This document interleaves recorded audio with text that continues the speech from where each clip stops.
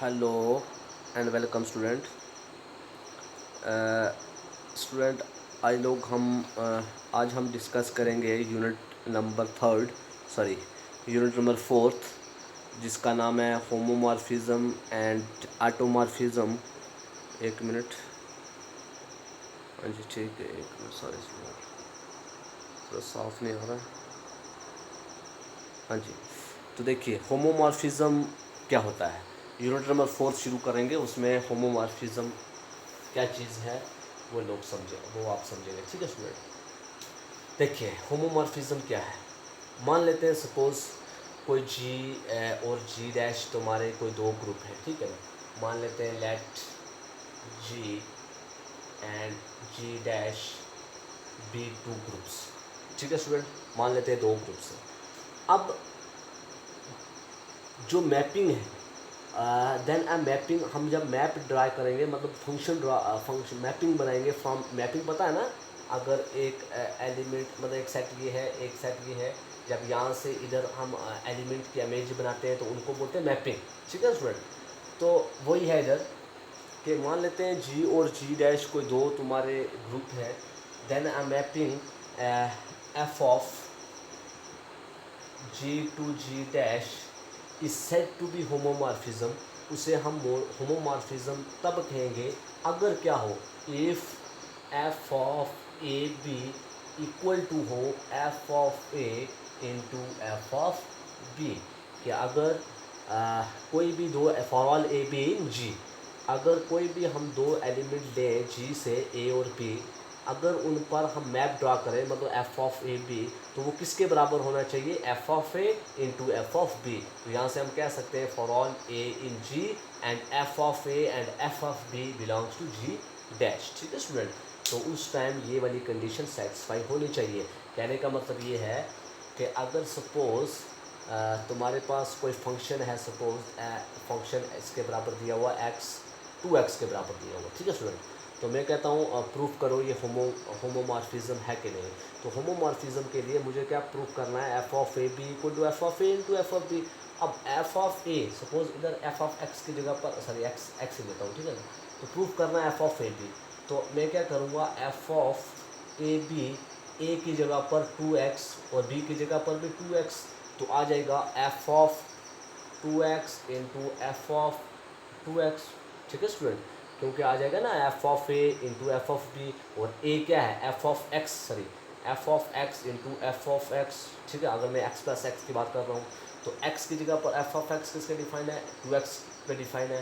तो it means जहाँ जहाँ एफ ऑफ एक्स है वहाँ 2x आ जाएगा, ठीक है। जहाँ जहाँ एफ ऑफ एक्स है वहाँ 2x होगा।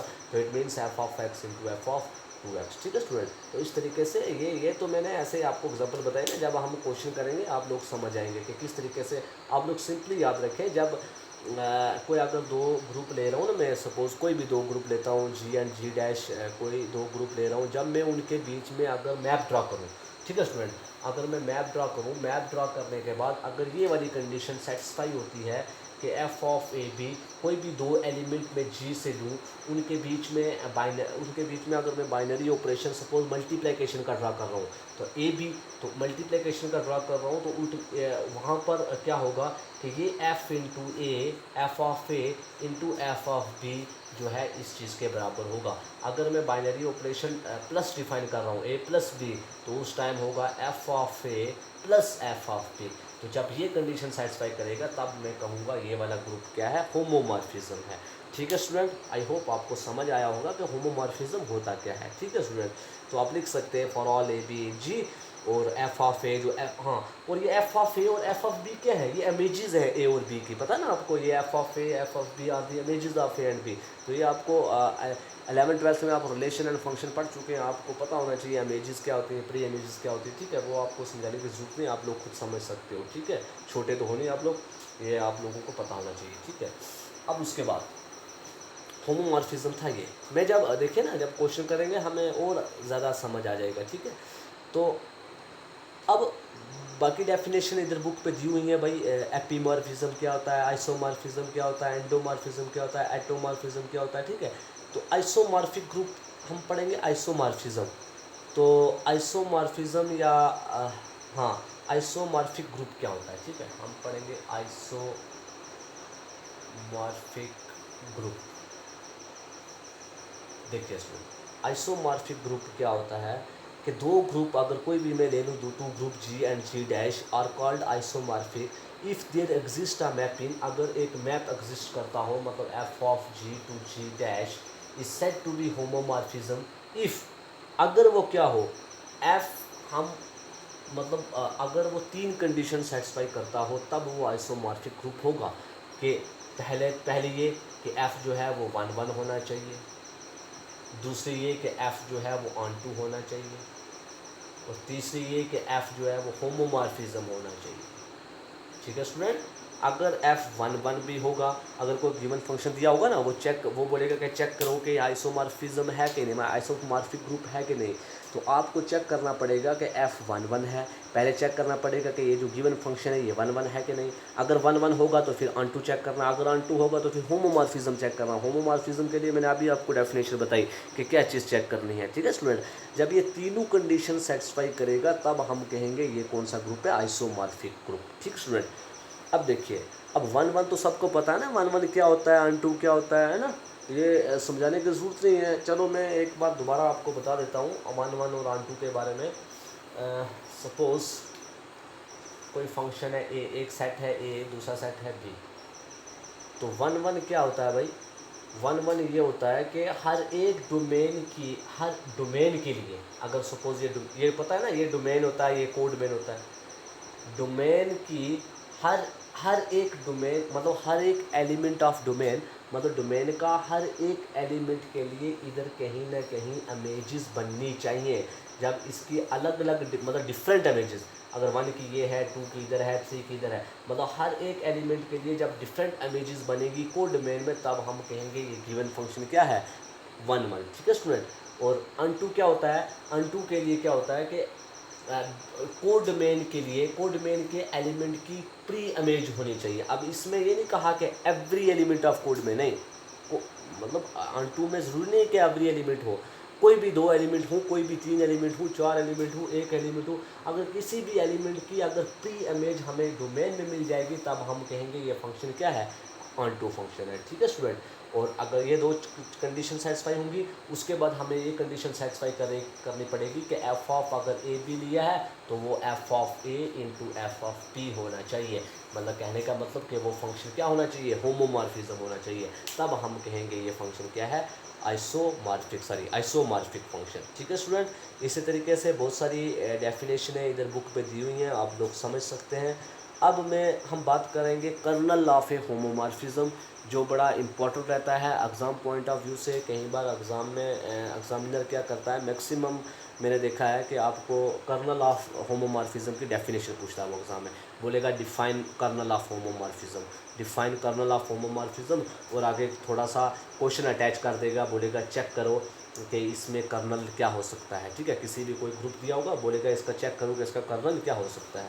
अब कर्नल ऑफ होमोमॉर्फिज्म जो इंपॉर्टेंट चीज़ है उसको समझें आप कि कर्नल क्या होता है। कर्नल ऑफ ए होमोमॉर्फिज्म क्या चीज़ है, देखिए डेफिनेशन, ये आपको दिख रहा है जी, डेफिनेशन किसकी, कर्नल ऑफ ए होमोमॉर्फिज्म,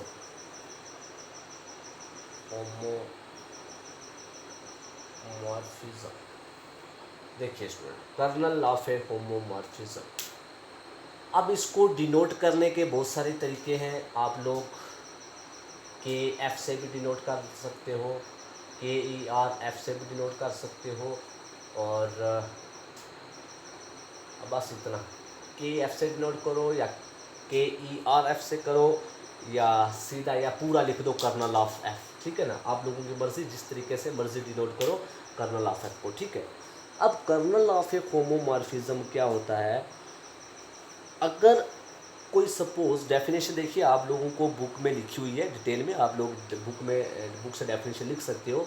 मैं आपको समझा देता हूँ कि कर्नल ऑफ ए होमोमॉर्फिज्म क्या होता है, क्योंकि ये इंपॉर्टेंट रहती है डेफिनेशन। ठीक है ना, तो आप लोग इसको सारा ध्यान से समझें। अगर सपोज़ मैं इधर साफ कर लेता हूँ, अगर suppose f of G to G dash एक मैपिंग है, ठीक है ना, मैंने कोई दो ग्रुप लिए जी एंड जी डैश और उनके बीच में मैप ड्रॉ कर दिया f of G to G dash, ठीक है। बी या होमोमॉर्फिज्म मान लेते हैं क्या है, क्योंकि कर्नल ऑफ किसका बता रहे हैं, होमोमॉर्फिज्म का कर्नल बता रहे हैं, तो हम बोलेंगे ये जो मैपिंग है ये क्या है, होमोमॉर्फिज्म मैपिंग। अब तब जो कर्नल ऑफ एफ जो है वो डिफाइन कैसे करेंगे हम, देखिए ए ऑफ एफ किस तरीके से डिफाइन करते हैं हम, all those element of G, इस जी के वो वाले element such that f of x equal to e dash, ठीक है स्टूडेंट, वेयर ई डैश जो है is the identity element of G dash. इसका मतलब ये है कि हम जी के अंदर वो एलिमेंट हम कलेक्ट कर लेंगे, मतलब जी से वो एलिमेंट ले लेंगे जिनको हम अगर ऑपरेट करें या मतलब according to the given operation, multiply हो एडिशन हो जो भी हो उसके मुताबिक हम अगर जब जी डैश पे ऑपरेट करें तो हमें क्या मिलना चाहिए, मतलब आइडेंटिटी मिलनी चाहिए, ठीक है स्टूडेंट। मतलब ऐसे वाले एलिमेंट जो जी डैश से ऑपरेट करने के बाद हमें क्या दे, आइडेंटिटी दे, तो उसको उन वाले एलिमेंट का सेट को हम कहते हैं कर्नल ऑफ एफ, ठीक है ना।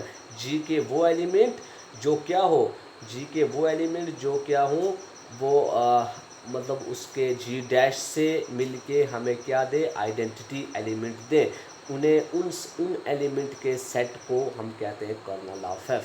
कहने का मतलब ये है कि अगर सपोज़ मैं मान लेता हूँ, सपोज़ जी के कोई एलिमेंट है, सपोज़ 1 - 1 आयोटा माइनस आयोटा, मतलब फोर्थ रूट ऑफ यूनिटी ले लेता हूँ, ठीक है ना स्टूडेंट। मैं ऐसे ले लेता हूँ, जी का एलिमेंट लेता हूँ 1 - 1 आयोटा माइनस आयोटा, ये मैंने जी के एलिमेंट ले लिए, ठीक है स्टूडेंट। अब मैंने बोला कि कर्नल ऑफ एफ क्या होता है कि जी के वो एलिमेंट जो क्या हों, जो मतलब जो हमें आइडेंटिटी एलिमेंट दें, जिनसे हमें आइडेंटिटी एलिमेंट मिले, तो उन एलिमेंट के सेट को हम कहते हैं कर्नल ऑफ एफ।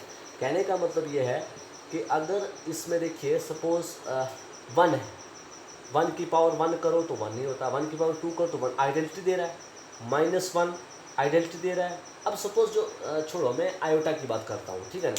आयोटा की बात करूँ, अगर आयोटा की पावर अगर मैं कर दूँ सपोज़ आयोटा की पावर अगर मैं 0 करूँ तो क्या होता है, आइडेंटिटी दे रहा है, 1 दे रहा है आइडेंटिटी एलिमेंट, ठीक है। क्योंकि इस सेट का आइडेंटिटी क्या होगा, 1 होगा ना। इस सेट, ये जो फोर्थ रूट ऑफ यूनिटी, इसकी आइडेंटिटी क्या होती है, 1 होती है। क्योंकि ये जो सेट है, ये जो फोर्थ रूट ऑफ यूनिटी मैंने लिया, ये इसका आइडेंटिटी एलिमेंट क्या है, 1 है। तो इट मीन्स अगर मैंने आयोटा लिया तो आयोटा की पावर 0 करूँगा तो 1 होगा, ठीक। आयोटा की पावर अगर 2 करूँगा तो 1 नहीं होगा। आयोटा की पावर +-4 करूँगा तो क्या होगा, 1 होगा। मतलब आयोटा की पावर 4 करूँगा तब भी 1 होगा, आयोटा की पावर -4 करूँगा तब भी 1 होगा। सिमिलरली आयोटा की पावर +-8 करूँगा तब भी 1 होगा, आयोटा की पावर +-12 करूँगा तब भी 1 होगा। इट मीन्स ये जो सेट बन रहा है ना, 0 +-4 +-8 +-12, ये जो सेट बना, इस सेट को हम कहते हैं कर्नल ऑफ एफ, ठीक है स्टूडेंट। आई होप आपको समझ आया होगा, ठीक है। ये होता है kernel of f, kernel of homomorphism. तो जिस चीज़ को नहीं समझ आया आप लोग मुझे रिप्लाई करेंगे, कोई बात नहीं, मैं समझा दूंगा, ठीक है। और कुछ आगे प्रॉपर्टीज़ भी दी हुई हैं इसकी, होमोमॉर्फिज्म की कुछ प्रॉपर्टीज़ भी हैं आपके बुक पे दी हुई, आगे आप लोग समझ सकते हैं कि जैसे कि एफ ऑफ ई, मतलब आइडेंटिटी पे आइडेंटिटी एलिमेंट ही रहता है, identity e dash, where e is the identity element of, ये जो ई है ये आइडेंटिटी एलिमेंट जी का होगा और ई डैश आइडेंटिटी एलिमेंट होगा जी डैश का, ठीक है स्टूडेंट। ये प्रॉपर्टी है, इसको प्रूफ करने के लिए बुक में ऑलरेडी आपको सॉल्व किया हुआ है, इधर आप लोग समझ सकते हैं। सिमिलरली अगर एफ ए इन्वर्स है, एफ ए इन्वर्स है तो उसको मैं कैसे लिख सकता हूँ, एफ ए का होल इन्वर्स, इसको ऐसे भी लिख सकता हूँ, ठीक है स्टूडेंट। तो ये नीचे प्रूफ इसके दिए हुए हैं ऑलरेडी, इसमें कोई परेशानी वाली बात नहीं, आप लोग खुद करें, ठीक है स्टूडेंट। तो देखिए आज मैंने क्वेश्चन भी आपको करवाने थे, लेकिन देखिए मैं आपको 1 मिनट, हाँ ये जो, हाँ इतना था ये कर्नल ऑफ एफ। उसके बाद आप लोगों के आगे बुक पे हैं एग्जांपल्स, ठीक है। अब एग्जांपल जो है, एग्जांपल आप लोग खुद देखें ज़रा, पहले डेफिनेशन को समझें कि होमोमॉर्फिज्म क्या है, आइसोमॉर्फिज्म क्या है, कर्नल ऑफ होमोमॉर्फिज्म क्या है। ये तीनों चीज़ अगर आपके अंदर दिमाग में बैठ जाएंगी ना अच्छे तरीके से, फिर क्वेश्चन एग्जांपल, फिर एग्जांपल सॉल्व करो, फिर जब एग्जांपल सॉल्व करनी आ जाएंगी आपको, फिर आप लोग क्वेश्चन सॉल्व करेंगे। ठीक है स्टूडेंट, ये इसलिए मैं क्वेश्चन नहीं करवा रहा आपको, मैं आप लोगों को होमवर्क दे रहा हूँ। आप लोग इन डेफिनेशन को समझें और क्वेश्चन आप लोग खुद सॉल्व करें। ठीक है स्टूडेंट, जो क्वेश्चन नहीं, अगर क्वेश्चन आपको समझ आ जाती है, अगर क्वेश्चन आपको समझ आ जाते हैं, सपोज जैसे कि मतलब क्वेश्चन ऐसे ही है ना, ये डेफिनेशन पर डिपेंड है सारे। क्वेश्चन में ऐसे पूछा होगा, चेक करो ये होमोमॉर्फिज्म है, चेक करो ये आइसोमॉर्फिज्म है, फाइंड करो कर्नल ऑफ होमोमॉर्फिज्म, बस यही चीज़ क्वेश्चन में ऐसे ही ऐसा ही कुछ फाइंड करना है। तो आप लोगों को मैं होमवर्क दे रहा हूँ, आप लोग कर्नल ऑफ होमोमॉर्फिज्म समझे, होमोमॉर्फिज्म डेफिनेशन समझे, आइसोमॉर्फिज्म डेफिनेशन समझे। जिसको नहीं समझ आती है वो बार बार वीडियो देखें मेरी, ठीक है ना, फिर इंशाल्लाह आपको आई होप समझ आ जाएगा। अगर फिर भी समझ नहीं आता, आप लोग मेरे पर्सनल नंबर पर मुझे मैसेज करें, मैं आपको दोबारा समझा दूंगा। ठीक है ना, कोई परेशानी वाली बात नहीं है। आप इन चीज़ों को समझें और एक्सरसाइज के क्वेश्चन आप लोग खुद ट्राई करें। ठीक है, और मुझे कल के सॉरी आज जो लेक्चर में भेज रहा हूँ, ये जो लेक्चर है, इसी लेक्चर में मुझे आज ही रिप्लाई कर दें कि कौन कौन सा क्वेश्चन आपको डिफ़िकल्ट लग रहा है, वो क्वेश्चन, ताकि मैं नेक्स्ट लेक्चर में आपको समझा सकूँ। ठीक है स्टूडेंट, तो आप लोग ज़रूर ट्राई करेंगे एक्सरसाइज के क्वेश्चन। ये ना हो कि वीडियो देखकर बस इग्नोर कर दो, वैसे नहीं करना आप लोगों ने। क्वेश्चन आप लोग ट्राई करेंगे, जो हो जाएंगे तो वेल है, अगर नहीं होंगे तो आप लोग मुझे रिप्लाई करना, सर नहीं हो रहे क्वेश्चन, नहीं समझ आए, मैं आपको समझा दूंगा। ठीक है, परेशान होने की कोई बात नहीं है। इसलिए मैं आगे नहीं करवाऊंगा, आप लोगों को इतना ही पढ़ाऊंगा। आप लोग क्वेश्चन खुद ट्राई करेंगे अकॉर्डिंग टू बिल्कुल सेम प्रोसेस, इसी तरीके से क्वेश्चन सॉल्व करो। अगर नहीं होते तो फिर मुझे रिप्लाई करो। ठीक है स्टूडेंट, तो फिर मैं आपको बताऊँगा किस तरीके से सॉल्व किए जाते हैं। ठीक है स्टूडेंट, आई होप आपको ये समझ आ गया होगा। तो ओके, थैंक यू।